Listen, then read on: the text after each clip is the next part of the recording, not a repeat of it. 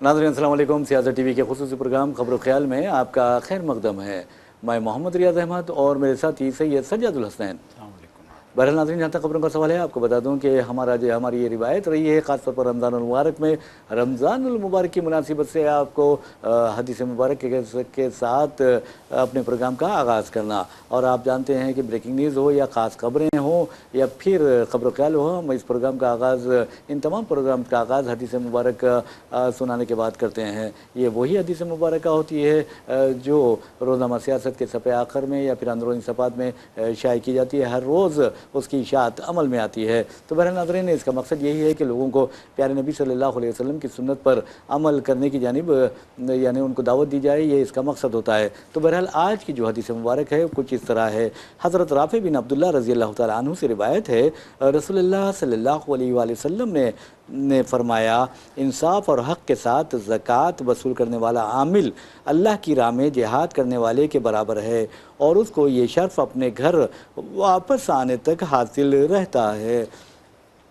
तो आप देखिए कि किसी इदारे के लिए, किसी मदरसे के लिए, किसी आप यानी तंजीम के लिए अगर कोई यानी आमिल जाता है ज़कात वसूल करने के लिए, किसी ख़ानदानों के लिए, किसी तलबा के लिए, तो बहरहाल उसको अल्लाह ताला बहुत ज़्यादा नवाजता है। उसका ये कहा जाता है कि जिहाद करने के लिए जो लोग जाते हैं उनके बराबर या जिहाद में हिस्सा लेने वाले के बराबर उसका सवाब होता है। तो बहरहाल जहाँ तक खबरों का सवाल है नाज़रीन, आपको बता दूँ कि सबसे बड़ी खबर ये आ रही है कि क्योंकि इंटरनेशनल लेवल पर जो खबर सबसे ज़्यादा अहमियत रखती है, जिसने आज सारी दुनिया में अफरा तफरी का माहौल पैदा कर दिया है, बेचैनी पैदा कर दी है, वो खबर ये है कि ईरान पर इसराइल और अमेरिका ने जिस तरह के हमले किए, उसके बाद अमेरिकी सदर डोनाल्ड ट्रंप अजीब गरीब बयान देने लगे हैं। कभी वो कहते हैं कि जंग जल्द ख़त्म हो जाएगी, कभी वो कहते हैं कि जंग 4 था 5 हफ्ते चलेगी, कभी वो कहते हैं कि ईरान को हमने सफ़े हस्ती से मिटा दिया है, तबाह व बर्बाद करके रख दिया है, अब ईरान उठ नहीं सकेगा, ईरान जौहरी हथियार नहीं बना सकता है। फिर ईरान पर हमले करते हैं और कहते हैं कि ईरान बड़ा ख़तरा है, बहुत बड़ा ख़तरा है। तो बहरहाल नाज़रीन, अब G7 जो ममालिक के कायदीन हैं उनसे वर्चुअल मीटिंग हुई है डोनाल्ड ट्रंप की, और डोनाल्ड ट्रंप ने कहा है G7 कायदीन के साथ वर्चुअल मीटिंग में कि ईरान जो है वो पूरी तरह तबाह हो चुका है और ईरान अब जल्द हथियार डालने वाला है। और उन्होंने ये भी कहा है कि ईरान में अब कोई ऐसा बाअसर शख्सियत बाकी नहीं रही है, ओहदेदार बाकी नहीं रहा जो हथियार डालने का ऐलान कर सके।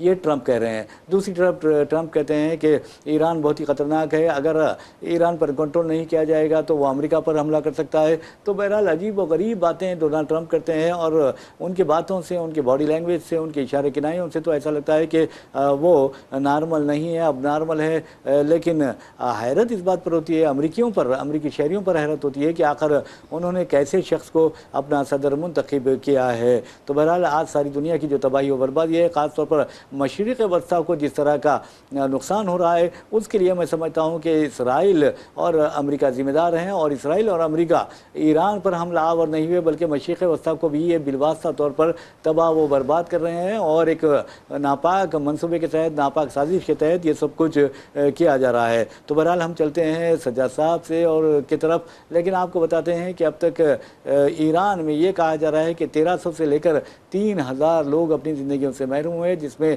आला फौजी ओहदेदार भी शामिल हैं। जी सज्जाद साहब। जी देखिए, जंग अपनी जो है पीक पे चल रही है। ईरान ने तो साफ तौर पे कह दिया है कि हथियार डालने का सवाल ही नहीं पैदा होता, और ईरान ने कहा है कि जंग को कब शुरू करना है, कब रोकना है, कब बंद करना है, फैसला हम करेंगे। हम जो है तय करेंगे कि जंग बंद कब होगी, हम ये तय करेंगे कि जंग जो है कब तक चलेगी। तो बहरहाल ईरान ने कहा है कि किसी के दबाव में आने का सवाल ही नहीं पैदा होता। तो दूसरी जानिब ट्रंप ये कह रहे हैं कि हम बहुत जल्द इस जंग को ख़त्म कर देंगे। मतलब ये कि अमेरिका बौखलाहट का शिकार हो गया है। इस जंग ने अमेरिका को तबाही के दहाने पे ला खड़ा कर दिया है, माशी तौर पे पूरी तरीके से। वैसे ही जो है यूक्रेन की जंग और दुनिया के हालात ने पूरी दुनिया के जो है मुल्कों को माशी तौर पे तबाह करके रखा हुआ है। देखिए, अगर माशी तौर पे मुस्तहकम होता फ्रांस तो आज वो इस जंग का हिस्सा होता। लाख जो है उस पर दबाव बनाने के बावजूद आज तक फ्रांस ने इस जंग में हिस्सा लेने से इनकार कर दिया है। मतलब वो हिस्सा लेने को तैयार ही नहीं है इवन जंग स्पेन में। ने तो धुतकार दिया। जी बिल्कुल। तो ये देखिए, हर मुल्क अपने अपने मसाइब में मुब्तला है, अपनी अपनी परेशानी में मुब्तला है, और वो अपनी परेशानी को मज़ीद जो है पेचीदा नहीं बनाना चाहता। और वो सब जान गए हैं कि ट्रंप और इसराइल का एक खेल है, और वो इस खेल में अब दुनिया को जो है घसीटना चाहते हैं।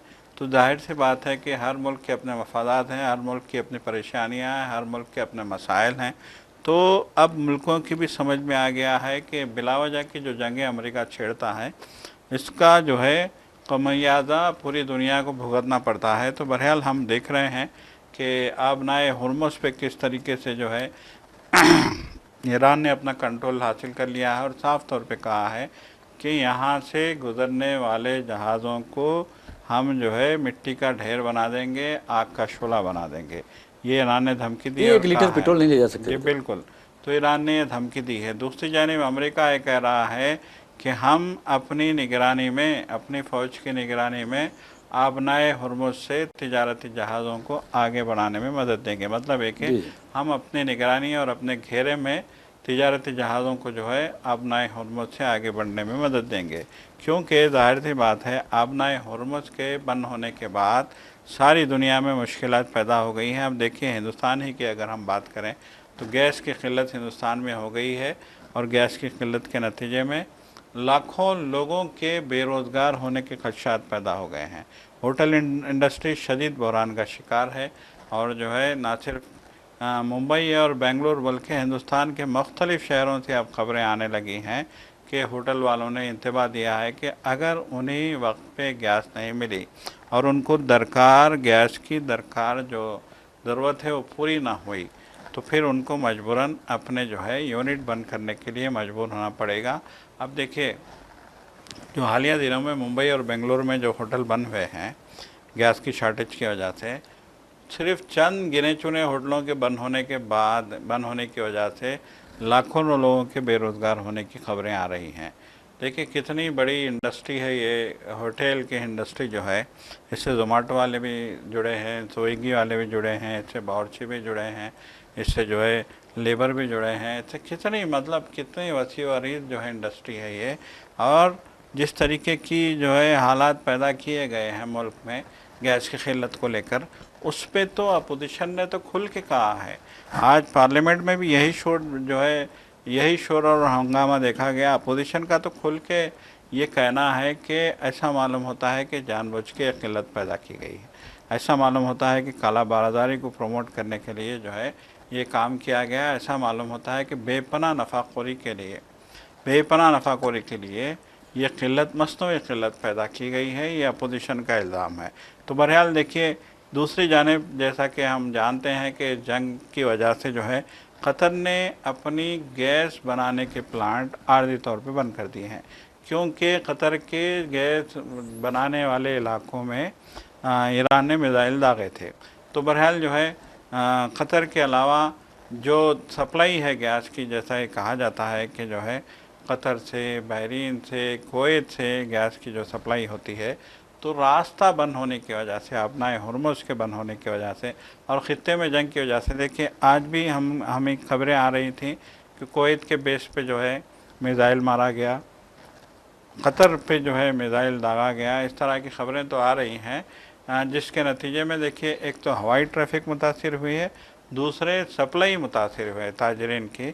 अब देखिए साफ़ तौर पे कहा जा रहा है कि समंदरों में फंसा हुआ फल फ्रूट, समंदरों में फंसी हुई सब्ज़ी, समंदरों में फंसी हुई दीगर अशियाए ज़रूरिया को अब ऐसा मालूम होता है कि समंदर में फेंकना पड़ेगा, क्योंकि अब वो ख़राब होने लगी हैं। जी तो जी। ये जो बहरानी सूरत हाल है, यकीनन इस बहरानी सूरत हाल के बीच में अब एक ताज़ा खबर ये आई है रियाद साहब कि फ्यूल भरने वाला अमेरिका का जहाज़, जंगी जहाज़ों में फ्यूल भरने वाला अमेरिका का जहाज़ इराक़ में जो है गिरकर तबाह हो गया और है। सारे के सारे मर गए मैं समझ रहा बिल्कुल। हूँ। तो अब देखिए, अमेरिका ये कहता है कि ये हादसाती तौर पे हुआ, जी जी लेकिन ईरान ने तो साफ तौर पे कहा है कि हमने मिसाइल मार के गिराया है उसको, जी सज्जद साहब, हमने वो ढेर जो किया है है। वो जी इराकी जो मज़ाहमती ग्रुप है उसने ये जी मार गिराया है, जिसके नतीजे में जी उस तैयारे में सवार तमाम के तमाम अपनी ज़िंदगियों से महरूम हो गए, यानी हलाक हो जी गए हैं। वैसे भी नाज़रीन आपको बता दूं कि जब तक आबनाए हुर्मुज़ का सवाल है, और आपको बता दूं कि आबनाए हुर्मुज़ से दुनिया का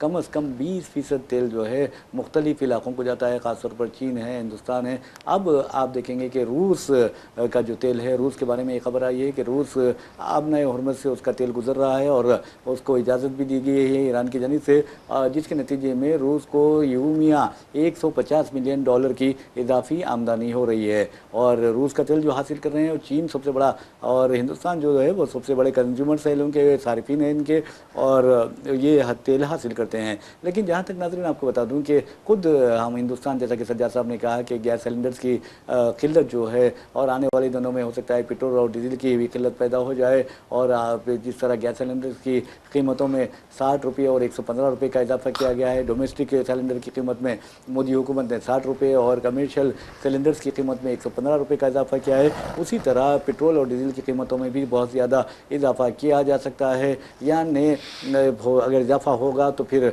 ये पेट्रोल की जो कीमत है वो फी लीटर 110 की बजाय 140 150 तक भी पहुँच जा सकती है। और दूसरी अहम बात बता दूँ कि जहाँ तक आलमी सतह पर फिर खाम तेल की कीमत का सवाल है, अब तो 98 और $100 पर बैरल के दरमियान चल रहा है, लेकिन ये कहा जा रहा है, माहिरीन इक़्तिसादियात कहते हैं कि $150 फ़ी बैरल तक कीमत जा सकती है। नतीजे में हिंदुस्तान जैसे मुल्कों में पेट्रोल 200 रुपये फ़ी लीटर भी फ़रोख्त किया जा सकता है। वैसे भी पाकिस्तान में 200 रुपये पेट्रोल, 200 या 300 के करीब पेट्रोल है फ़ी लीटर फ़रोख्त किया जा रहा है। और हिंदुस्तान भी आप देखेंगे कि हिंदू पाकिस्तान बनता जा रहा है, क्योंकि आप देखेंगे मजहबी इंतहा पसंदी, मजहबी जुनून पसंदी नुक्ते उरूज पर पहुँच गई है। फ़िरका परस्त दरिंदे किसी न किसी बहाने हिंदुस्तान को तबाह और बर्बाद करने के मंसूबे बना रहे हैं। लेकिन जहाँ तक आप देखेंगे डोमेस्टिक पे सिलेंडर्स का सवाल है, उसकी किल्लत पैदा की दी गई है, मसनवी किल्लत हो या फिर ज़ाहरी तौर पर किल्लत हो या हकीकी किल्लत हो। इस सिलसिले में हमारे रियासती वज़ीर सिविल सप्लाईज मिस्टर उत्तम कुमार रेड्डी बहुत ही सीनियर सियासतदान हैं और सुलझे हुए सियासतदान हैं, संजीदा सियासतदान हैं, कांग्रेस के अहम कायदीन में उनका शुमार होता है। तो बहरहाल उनका सेक्रेटरीट में आला अहदेदारों के साथ एक जायज़ा इजलास मुनक़िद हुआ, जिसमें आपको बता दूं कि ऑयल मार्केटिंग कंपनियों के साथ साथ सिविल सप्लाईज डिपार्टमेंट के नुमाइंदों ने शिरकत की सज्जाद साहब। और नाज़रीन आपको ये बताना ज़रूरी है कि उत्तम कुमार रेड्डी ने वाज़े कर दिया है कि रियासत तेलंगाना में गैस सिलेंडर की कोई किल्लत नहीं है और जो सप्लाई है बिल्कुल मुनासिब सप्लाई है और उसमें कोई कमी नहीं है। और उन्होंने ये भी कहा है कि तेलंगाना को यूमिया 2.5 लाख सिलेंडर्स की ज़रूरत होती है। यूमिया उन्होंने ये बताई है 2.5 लाख सिलेंडर्स की ज़रूरत होती है, जिसमें से डोमेस्टिक जो यूज़र्स हैं या सारिफिन हैं उन वो 86% है, जबकि कमर्शियल जो तलब है वो 14% है। इसके अलावा उन्होंने ये बताया है कि लिक्विफाइड पेट्रोलियम गैस का जो स्टॉक है वो वाफिर मकदार में मौजूद है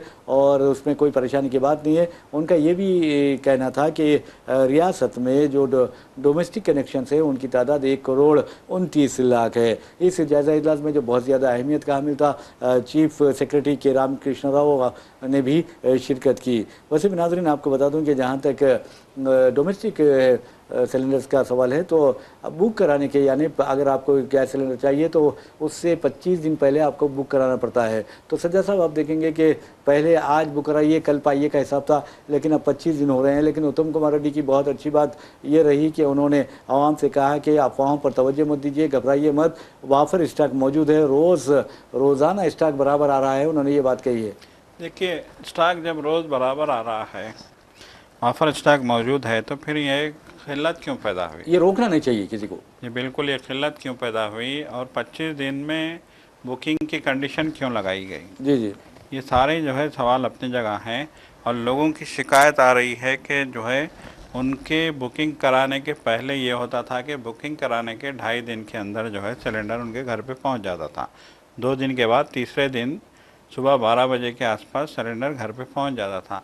लेकिन लोगों का कहना है कि अभी 10-12 दिन से उनके पास जो है सिलेंडर नहीं आया है और वो इस सिलसिले में इंक्वायरी के लिए फ़ोन करते हैं तो उनका फ़ोन जो है अटेंड नहीं किया जाता है।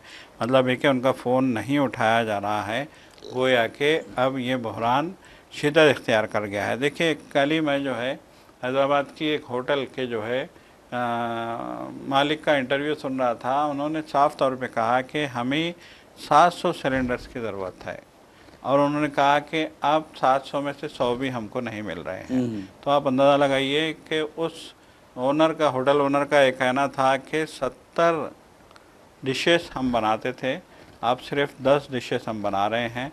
अब 2-3 किस्म की बिरयानी, 2-3 किस्म का चिकन और एक हलीम हमारी जो है रेस्टोरेंट में बन रहा है। बाकी सारी चीज़ें हत्ता कि चाय भी हमने बंद कर दी है। जबकि हैदराबाद में चाय एक अहम लवाजिमा है। आदमी जो है खाना खाओ ना खाओ, लेकिन सुबह जागते ही वो चाय पीना उसकी आदत है, शाम में चाय पीना उसकी आदत है, रात में चाय पीना उसकी आदत है, हर खाने के बाद चाय पीना आदत है। लेकिन होटलों में चाय बंद कर दी गई है। क्यों? इसलिए कि गैस की किल्लत है। अब देखिए एक होटल का मालिक कह रहा था कि हम लकड़ी से बनाने की कोशिश कर रहे थे, तो उनका ये कहना है कि अब लकड़ी की भी जो है किल्लत महसूस हो रही है। अब फिर दूसरी बात उनकी ये कहनी है कि उनके पास जो शेफ्स हैं उनको लकड़ी पे खाना बनाने की आदत नहीं है। जी जी। बहरहाल जो कुछ भी हो, एक जानिब उत्तम कुमार रेड्डी का बयान है तो दूसरी जानिब ज़मीनी हकीकत है। तो उत्तम कुमार रेड्डी को, रियासती सरकार को भी चाहिए कि ज़मीनी हकीकत का संजीदगी से जायज़ा लिया जाए। अगर फिल वाकई जो है गैस का स्टॉक मौजूद है तो उस गैस की सप्लाई को बाज़ाब्ता बनाने के लिए इक़दाम किए जाएँ। कहीं ऐसा तो नहीं कि मसनवी क़ल्लत पैदा कर दी गई है ताकि जो है ब्लैक मेलिंग के ज़रिए पैसा कमाया जा सके। ये भी मुमकिन है, ये नामुमकिन नहीं है। देखिए बिल्कुल आज बिल्कुल। पार्लियामेंट में भी कांग्रेस ने यही सवाल उठाया था। पार्लियामेंट में हंगामों के दौरान कांग्रेस पार्टी ने यही सवाल उठाया था कि मोदी सरकार काला बाज़ारी को हवा देने के लिए गैस की मसनूई क़िल्लत पैदा कर रही है। सज्जद साहब, आप देखेंगे कि जहाँ तक मोदी जी का आपने कहा है कि बीजेपी कायदीन जो हैं और बीजेपी के जो भक्त हैं वो ये नारा लगाते हैं मोदी है तो मुमकिन है। तो कांग्रेस ने उस नारे को बदल दिया और कहा कि मोदी है तो मुश्किल है, परेशानी है। तो आज आप देखेंगे कि गैस सिलेंडर्स की कीमतों में भी इजाफे के साथ साथ किल्लत में भी इजाफा हो गया है। ऐसे में आपको बता दूं एक बुरी खबर हिंदुस्तान के लिए है, और वो खबर ये है कि आपने याद होगा कि डॉक्टर मनमोहन सिंह की ज़ेर क़यादत यूपीए हुकूमत में 2014 की मैं बात कर रहा हूँ सज्जाद साहब, आखिरी दिनों की बात कर रहा हूँ, 2014 के आखिरी अयाम की बात कर रहा हूँ। उस वक्त डॉलर के मुकाबले में रुपए की कदर घट रही थी और $1 मसावी हो गया था 55 या 61 रुपये के बराबर हो गया था।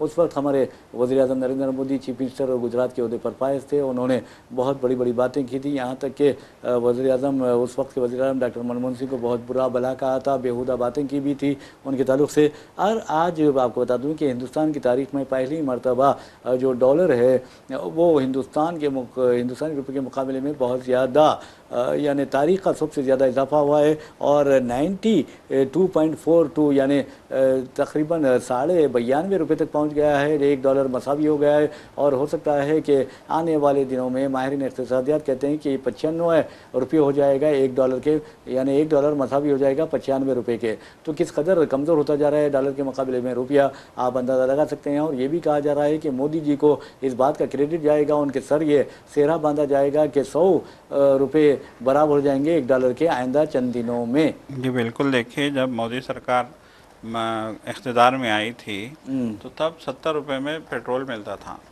तो तब भी कहा गया था कि लोगों ने कहा था कि ऐसा मालूम होता है कि मोदी सरकार जो है 100 रुपये पर लीटर करके ही दम लेगी।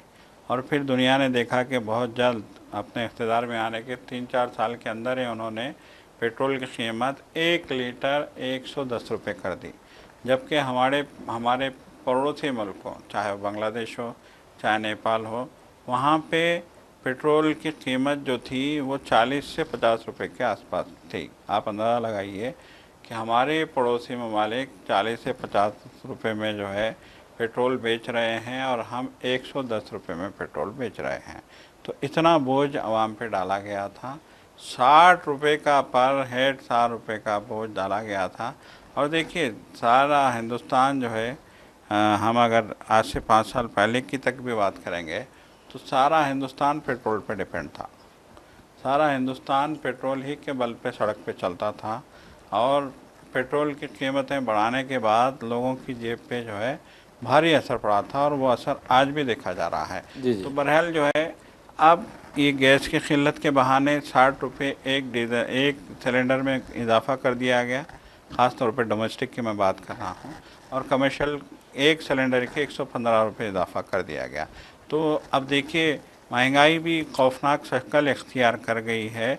सबसे पहले खुर्दनी तेल की कीमतें बढ़ाई गई, जबकि खुर्दनी तेल का कहीं से इंपोर्ट का कोई सवाल ही नहीं पैदा होता। सही, बेशक बेशक। इंडिया में जो है बनने वाली जो है शय है ये खुर्दनी तेल, और इंडिया ही में इस्तेमाल होता है। तो अब ये खुर्दनी तेल की कीमत में जो है 5 लीटर के एक जो है एक डब्बे पे अगर आप 115 रुपये 150 रुपये तक का जो है इजाफा कर देंगे तो कितना बोझ डाला जा रहा है। देखिए आज ताज़ा खबर ये आई है कि ड्राई फ्रूट्स की कीमतें आसमान से, ड्राई फ्रूट्स के दुकान वालों का खुद ये कहना है कि 50 से 60% इजाफा हो गया है ड्राई फ्रूट्स के रेट्स में। और उनका ये कहना है कि ड्राई फ्रूट जो उनका ये कहना है कि ड्राई फ्रूट जो है अफ़गानिस्तान से आती हैं और जो है कज़ाकिस्तान से आती हैं, उज़्बेकिस्तान से आती हैं। तो अब यहाँ सवाल ये पैदा होता है कि कज़ाकिस्तान से, उज़्बेकिस्तान से, अफ़गानिस्तान से आने वाले ड्राई फ्रूट्स को ऐसी क्या दिक्कत पेश आई है, ऐसा कौन सा समंदर जो है यहाँ पे लगता है कि इसकी कीमतें बढ़ा दी गई हैं। कौन सी आपदाएं हुर्मुज़ से आ रही है। बिल्कुल बिल्कुल। तो यकीनन इस सूरत हाल को हम देखते हैं तो काला बाजारी का शक जो है वो यकीन में बदल, नाजायज फायदा उठाया जा रहा है, बिल्कुल नाजायज, और साहूकारों को फायदा पहुंचाया जा रहा है। क्या हुकूमत क्या कर रही है? बिल्कुल हुकूमत तो दोनों हाथ। देखिए अभी जब से ये बहरान आया है वज़ीर आज़म ने मौन व्रत रख लिया है और वो पार्लियामेंट में आते नहीं हैं, लोगों से बात करने की भी जहमत गरवा नहीं करते हैं।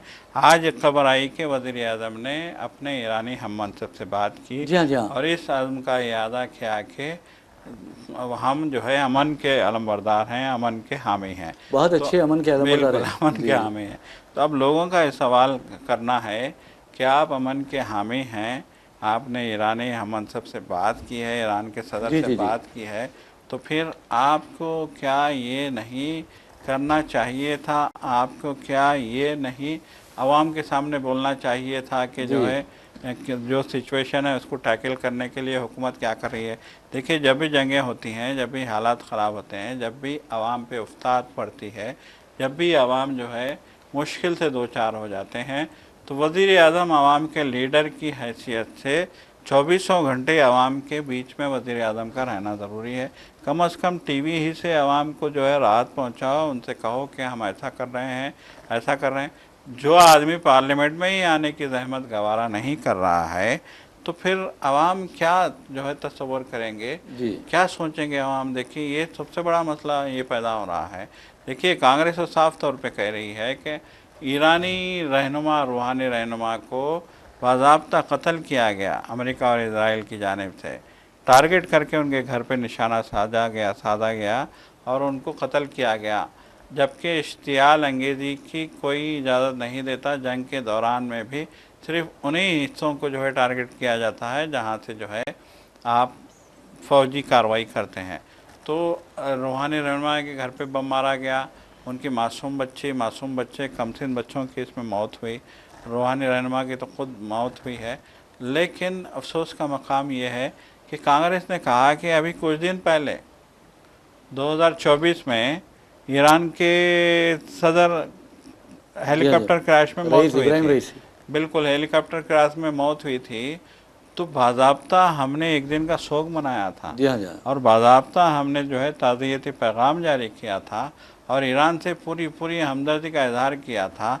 तो फिर ये एक दिन में ऐसी क्या आपको जो है मौत आई है कि आप जो है बोलने तक से घबरा रहे हो? बहरहाल नाज़रीन आपको बता दूं कि जहाँ तक वज़ीर आज़म नरेंद्र मोदी का सवाल है, उन्होंने ईरानी सदर मसूद पुज़ेशकियान से फ़ोन पर बात की और आप देखेंगे दोनों कायदीन के दरमियान जंग के बारे में भी बात हुई और जो माहौल हालात पैदा हुए हैं उस सूरत हाल पर भी उन दोनों ने तबादला ख्याल किया। लेकिन आपको ये बताना ज़रूरी है कि वज़ीर आज़म नरेंद्र मोदी 25 और 26 को इसराइल जाते हैं। इसराइल में आप देखेंगे अपने ख़ास दोस्त और जिसे मैं तो गज़ा का ख़साई कहता हूँ और लोग भी गज़ा का ख़साई कहते हैं, नेतन्याहू नेतन्याहू के बारे में आपको बताना ज़रूरी है कि उससे मुलाकात करते हैं, फिर जो वहाँ की पार्लियामेंट होती है इसराइली, वहाँ पार्लियामेंट से खिताब करते हैं, और आप ये भी देखेंगे कि वहाँ उन्हें एक इसराइल का आला तरीन एजाज़ भी दिया जाता है, जो अक्सर कम लोगों को दिया जाता है। तो बहरहाल इस कदर दोस्ती के बाद वो वापस आते हैं, वापस आने के साथ ही इसराइल और अमेरिका ईरान पर हमला कर देते हैं। अफसोस की बात यह है कि 77,000 यानी 77,000 से